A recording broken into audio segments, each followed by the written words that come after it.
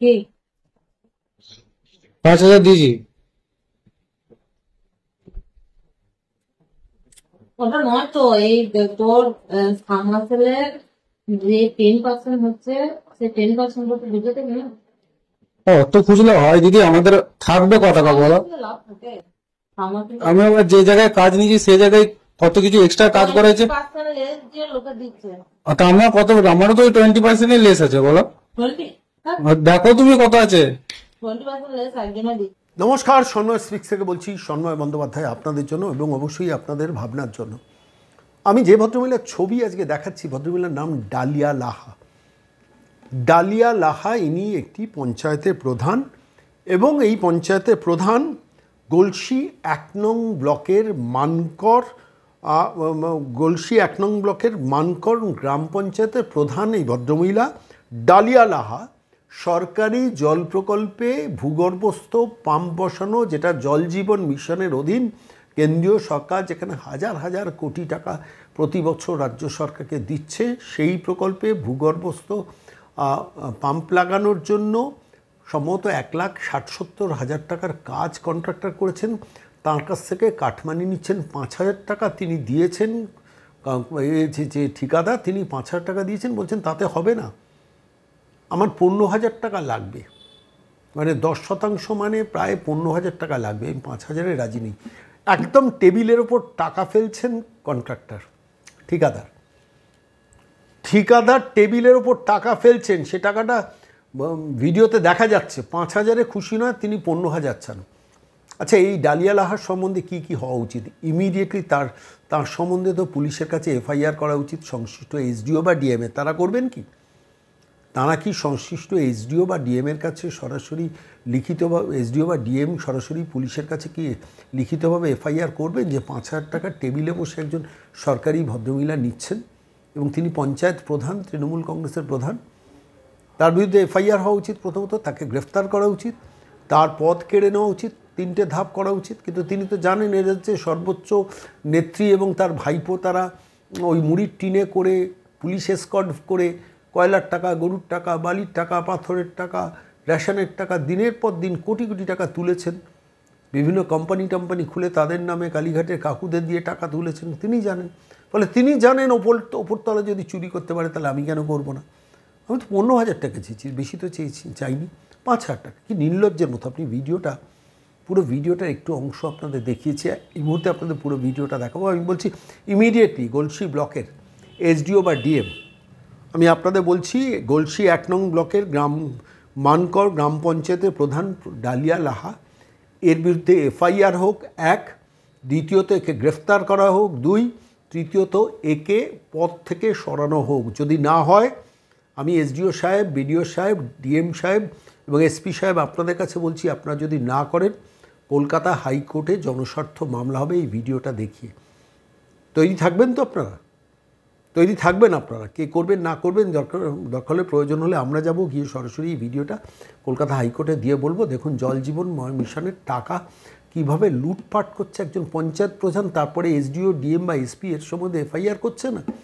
মমতা বন্দ্যোপাধ্যায় করবেন না কেন? এটা তো চোরেদের দল, দল চোর পোষে, স্বাভাবিকভাবে তারা করবেন না। কিন্তু প্রশাসনিক স্তরে রয়েছে, সরকারের টাকা চুরি যাচ্ছে। জল জীবন মিশনের টাকা চুরি যাওয়া মানে সরকারের ঘরের টাকা চুরি যাওয়া, সেখান থেকে ঠিকাদারকে টাকা দিতে হচ্ছে, সেটা ভিডিও ক্যামেরাতে ধরা পড়ছে। এবং ধরা পড়ার পর তাকে যদি গ্রেফতার না করা হয়, তাকে ইমিডিয়েটলি গ্রেফতার করে তার পদ কেড়ে নেওয়াটা হচ্ছে প্রথম কাজ। ঠিকাদারকে কেন টাকা দিতে হবে? এইটা তো ভিডিওটা বাইরে এসছে, লক্ষ লক্ষ ভিডিও বাইরে আসছে না বাংলায়, গ্রাম বাংলায় সাধারণ মানুষের টাকা কিভাবে চুরি যাচ্ছে, এটা তার প্রমাণ। শুভেন্দু অধিকারী ভিডিওটা পোস্ট করেছেন, প্রশ্ন তুলেছেন, আমাদেরও মনে হলো এটা মানুষের কাছে দেখানো দরকার, জানানো দরকার, বেশি করে জানানো দরকার।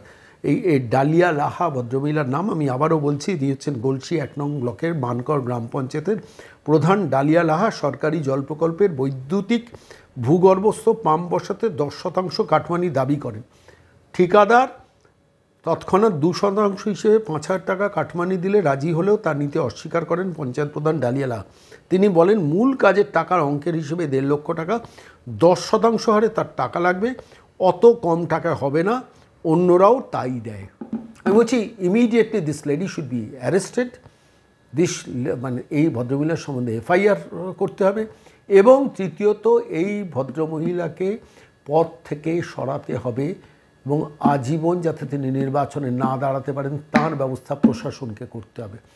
আমি আজকে গলসি ব্লকের যিনি এসডিও আছেন, ডিএম আছেন, লিখিতভাবে তাদের কাছে আমরা জানাচ্ছি। এই ভিডিওটা দেখার পর আমার মনে হচ্ছে ইফ দিস ইজ ট্রু, তাহলে কি ব্যবস্থা নিয়েছেন তারা বাংলার মানুষকে জানাতে হবে, এবং আমরা অবশ্যই এই এই এই এই এপিসোডটা নিয়ে লেগে থাকবো, যে দেখবো যে শেষ পর্যন্ত ডিএমের তরফ থেকে কি ব্যবস্থা নেওয়া হচ্ছে। কি 5,000 দিয়েছি।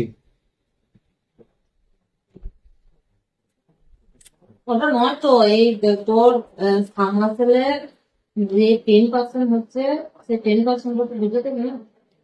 অত খুঁজলে হয় দিদি, আমাদের থাকবে কত টাকা বলো? লাভ থাকে আমাকে আমি আবার যে জায়গায় কাজ নিয়েছি সে জায়গায় কত কিছু এক্সট্রা কাজ করেছে, 20% যে লোকে দিচ্ছে তা আমার কত, আমারও তো 20% লেস আছে বলো। 20 আর দেখো তুমি কত আছে। 20% লেস একজনে দিচ্ছে। হ্যাঁ এটা নাও, আর বলো না। কি না ওরকম করে হবে কি? দেখো কত আছে, দেখো তুমি। কি 5,000 দিয়েছি।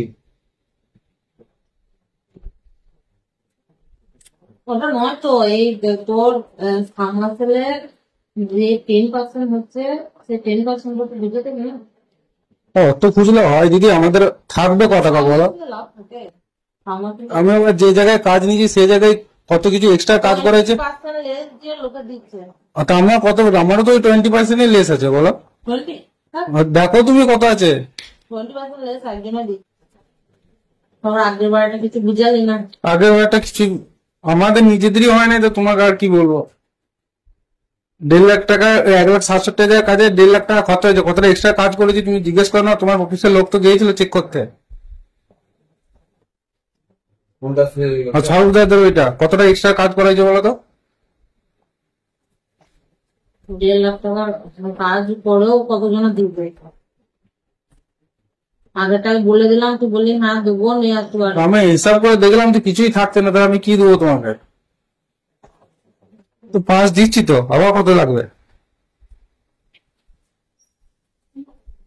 দাঁড়ানো যা কাজ হয়, কত টাকা কাজ হয়? 2,49,000 টাকা।